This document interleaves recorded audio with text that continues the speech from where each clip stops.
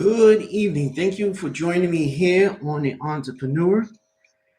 Tonight's show is episode 13. Should an entrepreneur's children become their successors to their business? So that's a great topic to have, and I hope all of you will be looking forward to have this discussion. The last episode was episode 12, which was about women and entrepreneurship. And that was a good show discussing about women and entrepreneurship. Excuse me. I Before I begin, I like to give a thanks to all my YouTube subscribers and those who watch my show on my YouTube live. I thank you all for doing that.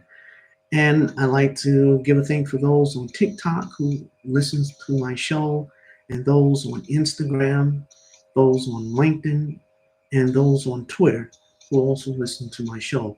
Thank you all, and continue your support of the show, The Entrepreneur. And I'm going to continue to bring good shows related to entrepreneurship. Now, what I would like for those of you who watch my show live on YouTube, or who connect to my YouTube shows, please subscribe. Also share, like, also hit the notification button so you know when the next show will appear. And also leave a comment. But please, if you're going to leave a comment that's specifically about the show, or you want to have a discussion further about entrepreneurship, no problem. But please do not leave things on the comment section that is that's not pertaining to the show and is ridiculous. So further ado, let's go into it now. So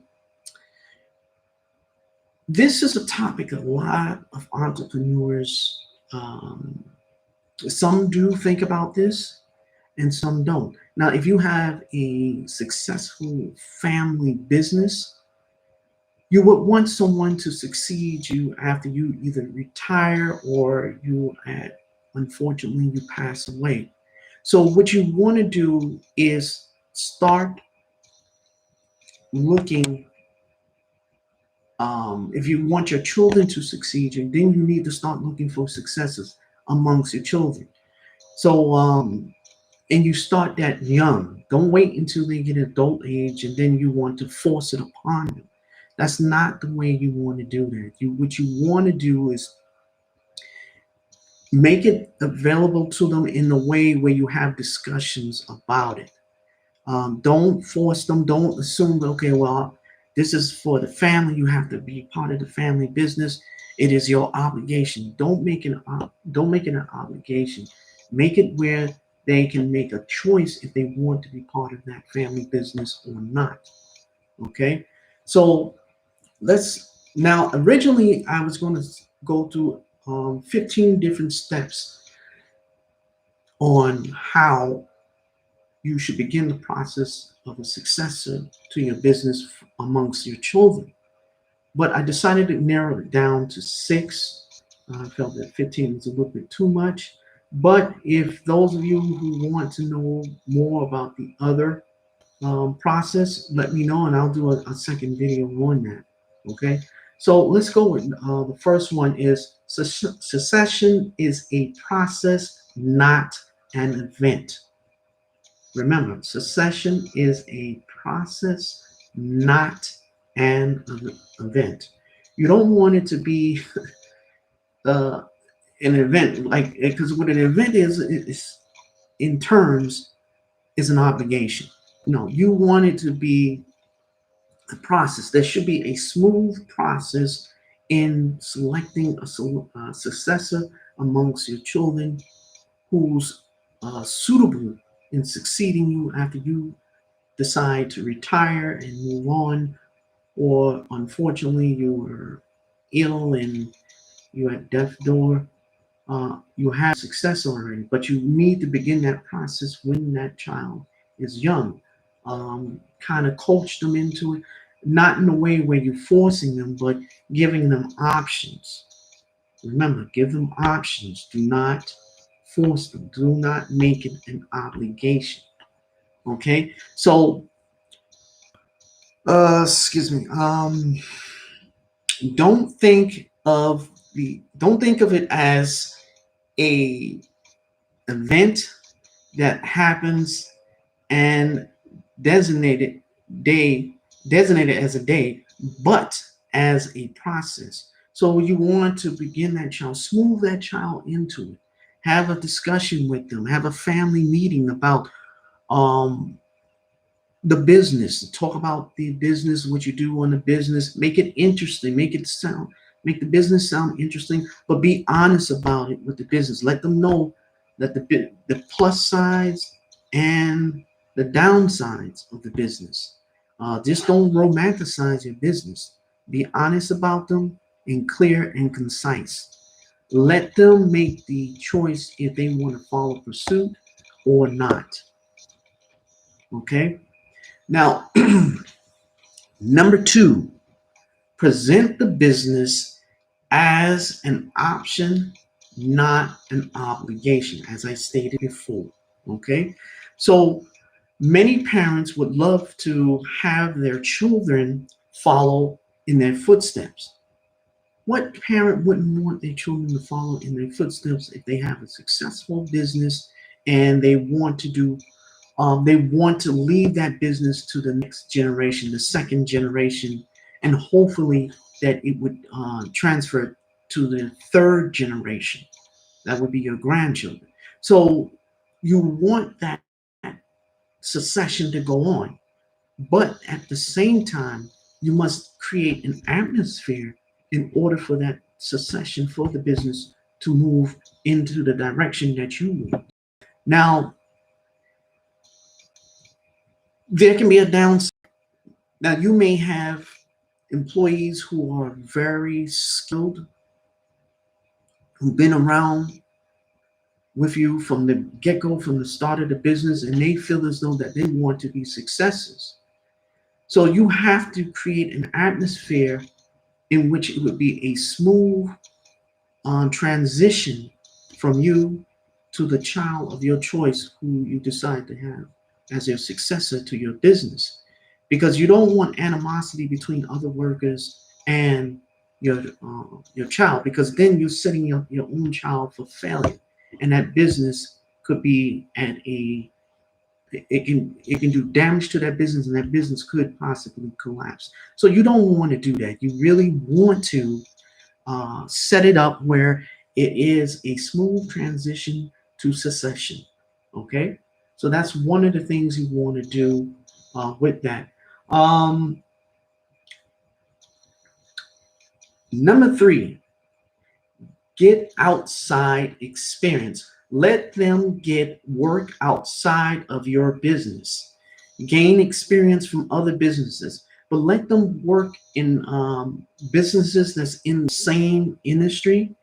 Let them learn how things are operating in the industry where they work for somebody else. They learn how a boss is and how a boss reacts to their workers, how to manage their time in the business, um, understanding the levels of advancing in the business, understanding their the importance and what they need to do to make that business a success, in the position that they held in that business to be a success in that position that they had um, occur while they was in that other business, and also develop relationships with other children who are um, children of entrepreneurs of other businesses, so they can build a network system and also learn about how to relate to others within their own industry. So I think the best experience is before you allow your child to take over the business, let them work for somebody who's in the same industry. Learn the business inside out before you take them on. Once they do that, then what you should do, the next topic is number 4, hire them into an existing job in your business. Meaning, hire them into a meaningful position within your business. Okay, so you don't want to just give them any old job. You want to give them a job that hones into their own skill set. You may have a child that's good in manufacturing, so you want him or her to control the manufacturing aspect of the business. You may have some who's good in the executive level, in the decision making. So you want to have that child in a position where they are learning how to make decisions, management positions. You may have a child that's good with finance. You may want to put that child in the finance department to learn. Have them start from the beginnings of that department and work themselves up. Because at the same time, you want to make sure that they can adjust to the different to that position that you hired them for, and give them a well-rounded understanding of that department. Once they become sufficient in that department, promote them to another department. Keep doing this until, I would say, about 5 to 10 years. They should have experience in your business working in different various departments. Each department that they go into, they should start from the bottom and work themselves up. So that gives that child experience in your business, a good working relations with your other employees, so the other employees don't feel as though that child is stepping on their toes, and that child is only getting the position because they are related to you. You don't want to create animosity in your business with other employees. You want, as I stated before, you want to have a smooth transition into succession. Remember, a smooth transition into succession. So that is important, and that's what you want to do. Okay.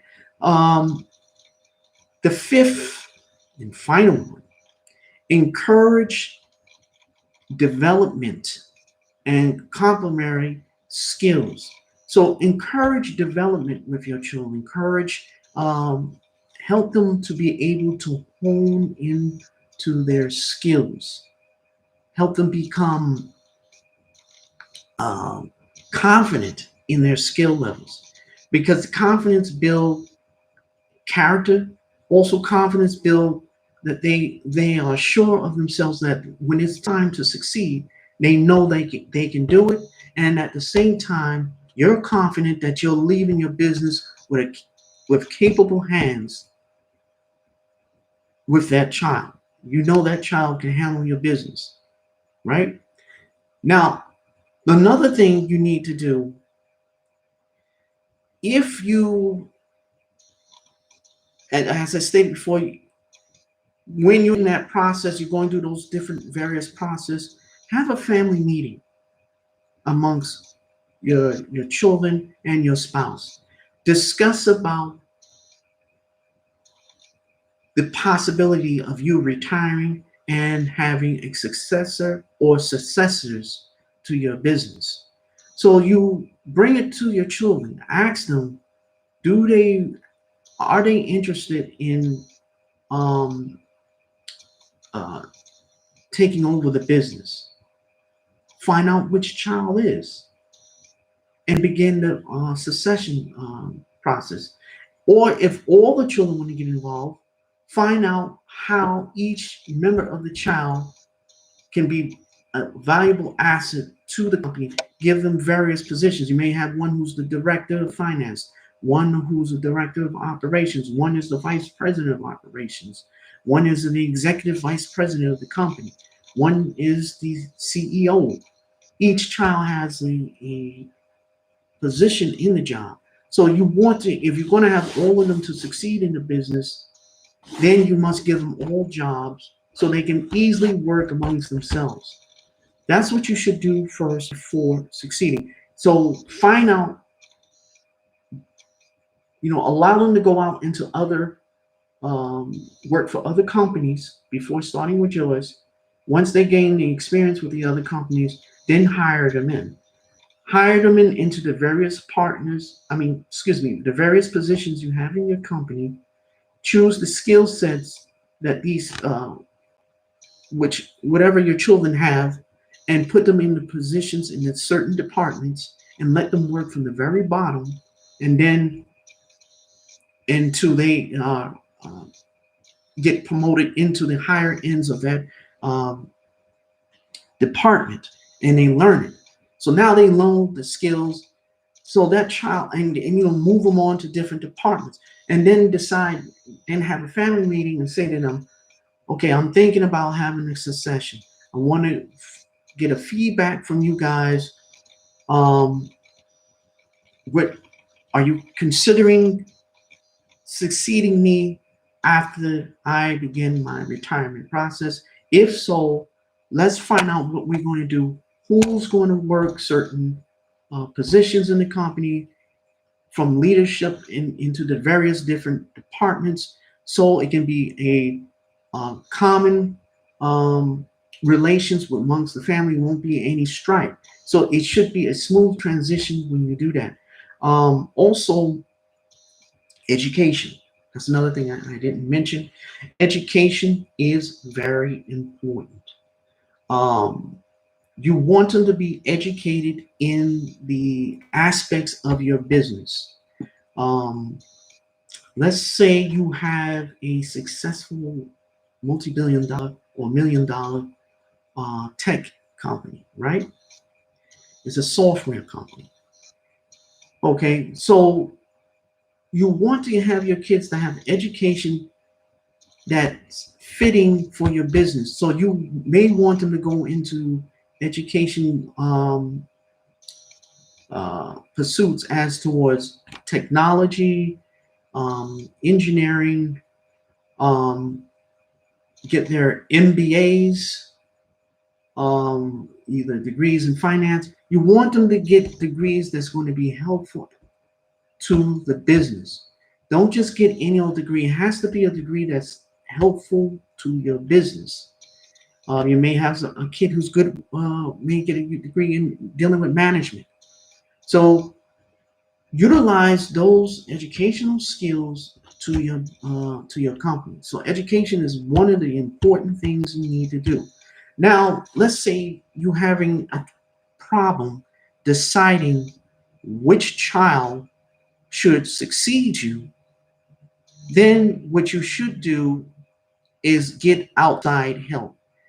Form a board, okay, of trusted individuals within your industry, maybe friends who's entrepreneurs, or if you have a board, sit down with your board and other executives and decide on who amongst your children, or yes, who amongst your children would be better suited for the position to succeed you as the CEO of the company, or and to be vice president of certain departments. So you need to, if you're having that problem, get outside help. Do not be afraid to do that. Another thing too, if you're going to decide and make the decision, okay, I'm going to resign my position, make sure that you have enough capital to resign. Because what happens with some entrepreneurs, they would decide if they, excuse me, I'm sorry, they would decide, okay, they resign, let's say they resign for like 2 to 3 years, and then all of a sudden they decide, oh, I'm going to come back again, because they had started that business, let's say 20 years ago. They started a business from the bottom up. And that business to an entrepreneur, a business is just like a child. It's something that you created. It's something is part of your soul, and you feel very attached to your business. You don't want to give it up. This is something you had strived for many years. You had successfully created a successful business, and this is something that you want to see it succeed after you're gone. But some entrepreneurs have a problem of letting go of their business, and they'll come back, and this can cause a problem. You don't want to do that. So you want to make sure that you're financially set, that you have enough finances for your retirement. And even if you do have enough finances for your retirement, uh, you want to find activities that you can do after your retirement. You may want to do something different. You may do charities or whatever you need to do. But you should not come back to the business 2 to 3 years later and say to your successor, well, I feel as though I need to come back. No, you don't do that. If you're going to resign, make a clear decision that you're going to resign and you're not coming back. Don't flip flop. Make that decision, prepare your successor, and move on. Okay? This is what you need to be doing. Don't be flip flopping. Now, what you can do, you know, is since your child is your successor, your child is going to look to you as an advisor. Allow your child to hire you on as an advisor to the business. Remember, you're an advisor. You're not there to take over. You're just advising them, giving them advice. You're the best advisor. You may stay on for maybe 2 years or 3 years just to get them acclimated with the business and confident that they can completely take over. But just stay on an advisor role. Do not take over. Okay. So next my next show would be episode 14. Should an entrepreneur have a board of directors? So we're going to get into that and discuss that. I'd like to thank all of you for tuning into tonight's show on the Entrepreneur. And as I stated before, please subscribe to the show. Please share the show. Also, click on to the notification bell so you know when future shows are aired, and continue your support. I thank all of you who support my show. Please have a great rest of your evening this Friday. For some of you, it's probably already Saturday morning. And have a great weekend. Until I see you again, make that money and prosper.